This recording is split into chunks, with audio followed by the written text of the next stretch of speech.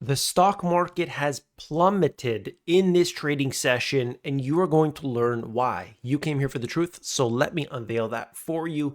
You saw the destruction off of a few comments, and today we are going to look at what this means. Is it really part of a bigger story, or is this time to buy the dip?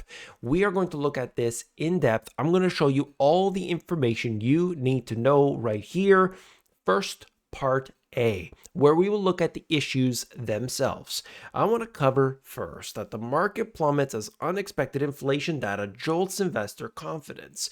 You see, they are looking for an opportunity to buy and to sell. Who am I talking about? It's the algorithms, the trading algorithms, which are moving markets left and right, up and down, all over the place. And we've seen the volatility, and I'll show that to you here. You see, when I use the word like plummet, yes, that can be taken, over and out of context and all that. But I think it is very important to look at it a little more clearly, okay? Because when we break this down further, we start to see that the tech sector, the one that's been driving the markets up, is obviously going to be the one that pulls markets down. Tech sector bears the brunt of the sell-off amid rate hike fears. Rate hikes. We were not talking about this a little while ago, and now rate hikes. If you look at the soft market indicators, I'll cover that at the end of this video. If you look at that, you're going to get an idea of where things are, and you will see things like the Federal Reserve and where they intend on having rates. You could see this being very important because it's the economy and it's inflation. These two things are so critical to watch, and that's going to be, where the Federal Reserve moves interest rates, which affects everything else. If you look at this, yes, it's a small percentage, but what does that signal about the coming weeks and months? The markets have moved up considerably over the last while. Is that really the last of the, you're on the fumes at this point? Well, what they were talking about here is specifically the VIX index. That measures how much volatility there is in the stock market, and it went wild. This is something that takes, believe me, it takes a lot to get the VIX going, all right? It is a sleeper. And in this case here, it went wild. It is not just because, the United States is going to take over Greenland. It actually has to do with tariffs. Tariffs are the big one. That's what spooked the market last April. We had a little bit of a reoccurrence again in 2025. And in 2026, it doesn't seem to be a trend that will go away. If you look at the stock market itself, yes, it has moved up. Zoom out, it has moved up. There's no question about it. Over the last 10 years, what was at that time intense down moves, this has seemed like a drop in the bucket. But some are saying this is sell America. US dollar Treasury prices tumble and gold spikes as globe flees US assets. Look at what's happening with gold. Look at what's happening with silver. I talked about this back in my book. I wrote it in 2011, published in January of 2012. And you, as an individual, need to understand what I said back then. Inflation is the problem, and the currency devalues, and then we have what we have, but it doesn't happen overnight. Oh yeah, you said this and you said that, but people don't realize if you looked at the underlying message, it's all come true. And I am worried about that because each and everything that I have said has come according to plan. Not good. Okay, I'm not happy about that. Okay, look at this. You could see through these different things. And for example, global inflation battle continues. Why price pressures aren't folding? Just take a look at what has happened with prices at the store. My goodness, you've seen it, and it isn't going away. And central banks around the world are at this point. It's this pivotal moment right now where they are saying, do we actually decrease rates again, or do we hold? That's the question, right? Central banks signal higher for longer rates amid economic uncertainty. And this is coming from statements of the Fed, the ECB, the Bank of England a commitment to their restrictive monetary policy, trying to keep inflation down. That is a big one. Now, the Federal Reserve, you could look at what they have done. Obviously, we're way past the extreme highs. We've come down to a point here, and they are not in a hurry to cut rates, and the markets don't like that. So we got tariffs, we've got the threat of inflation. Look at what's happening with interest rates, and let's move on. Okay. Growth versus value, rebalancing for a high rate environment. The shift to a higher interest rate environment favors value stocks with strong balance sheets and consistent earnings over growth stocks reliant on future earnings potential. So keep that in mind. I think it's important to look at this and, address it as we see the days and the weeks and the months moving on. I'm not saying sell all your tech stocks, whatever. No, I'm not saying that. Just keep this in mind. We obviously want exposure to precious metals. Does a portfolio right now look like? All of the Finance Friday members know exactly what that is, and I'll show you at the end of this video. But just keep in mind the whole portfolio and what that needs to look like. If you see what's going on with inflation, obviously this is a big problem. Okay, this is the CPI, but just showing you that it has been increasing. Part B, if you look at this right now, like what are the changes? What are the activities that are actually taking place? Well, the CPI surprises to the upside, fueling Fed's hawkishness. So with that, the Federal Reserve has to start to say, maybe no cuts. And they're even saying, whoa, maybe they'll go in the other direction. And you might say, no, they won't do that. But historically, they have done that before. It wouldn't be the first time, okay? If you look at the Federal Reserve and their interest rates, we can move this around, my interactive charts on my presentations, and you could see for yourself that yes, in fact, there are some instances where they have increased. It's not common, but it is possible. The Fed has no choice but to stay aggressive. And this is important because they want to make sure that they can stop inflation. Why? Why do they want to do that? Well, of course, they need to make sure that everything stays under control. Now, let's be honest. We're talking about CPI inflation and PCE inflation, not real inflation, okay? But they need to maintain this to a level or else it goes out of control.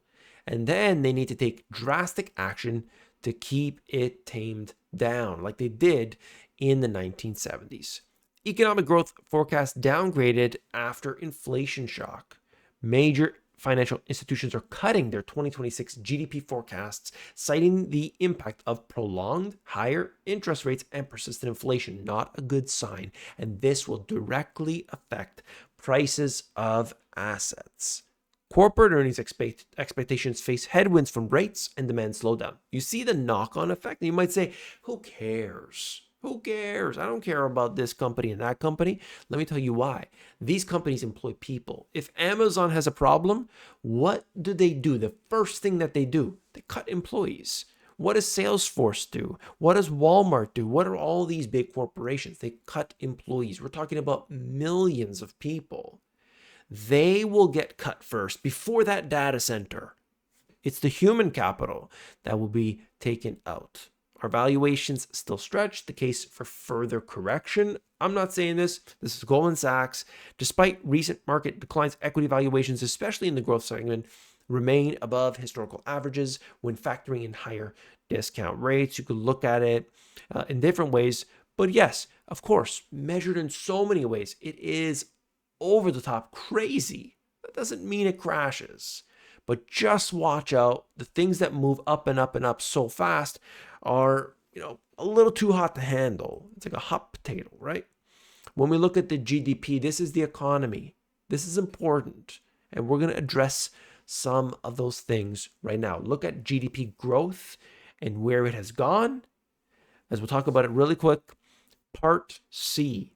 In Part C, we will discuss the things that you need to be doing. Okay, we have this economy. We have the lack of growth, not growth, but lack of growth that is there for the middle class. expenditures are higher. That's why we have growth. Expenditures, people are paying more for their healthcare more than ever before. People are paying more for everything. Portfolio health check, how to assess risk in a volatile market. Investors should review their asset allocation to ensure it aligns with their current risk tolerance, which may have shifted. Understand something, okay? When you look at where the market has been moving, look, strategic moves for long-term investors. You could see right here that dollar cost averaging into broad market funds to capitalize on lower prices over time. That's what they're telling you to do. That's, in this case, Vanguard. Vanguard saying, give us your money, give us in a dollar cost average, just keep putting money into us so we get those fees. Instead of looking at it in a proper way, addressing what's happening in the economy. Take the 30,000 foot view and look down and start to say, okay, I got to look at the economy. I got to look at how that affects the major corporations. And of course, the number one indicator we got to look at is what's happening with the Federal Reserve. And are they going to cut rates? Are they going to push rates higher? Quantitative easing, of course, is right now, it is on. And that is something that pushes asset prices higher just because of the devaluation. Okay. Looking at this, just understand what has been overbought. Be careful with that and do not overstretch at this time. We've got problems in the economy. You can look at it. 8,000 US chain stores closed up shop in 2025, heralding a retail apocalypse. There's just, more and more of these. The big box stores, obviously. I didn't have time to get into it, but Japanese bonds hitting a record high. Look at what's going on structurally. Okay, this is how we address things. This is a part of the dashboard that I created for the Finance Friday group, on my live group. They get this. At the bottom, you're going to see that the portfolio allocation, and then there's a lot more that goes down, but basically just saying, what do we do at this time? Well, we have to maintain a level of allocation to precious metals. We know that. Okay, so that's a little sneak peek into it. I'm just giving you what I can.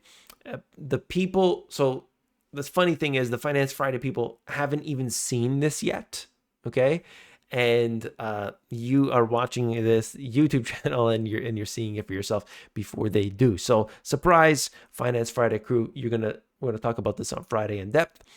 Just understand you need to have an allocation to real assets. I mean, that's key right now. This is just the market pulse, which basically is pulling from Polymarket. Why do we want that? We want to know what people are thinking, what people are doing, how they're acting. And look, if they're going to put millions of dollars behind certain things, well, that means, and historically has shown, that this is the direction where things will be. The Fed rate decision in January, if they say no change in 97%, there is a highly likely scenario that that's going to be the case. It happens to be very accurate.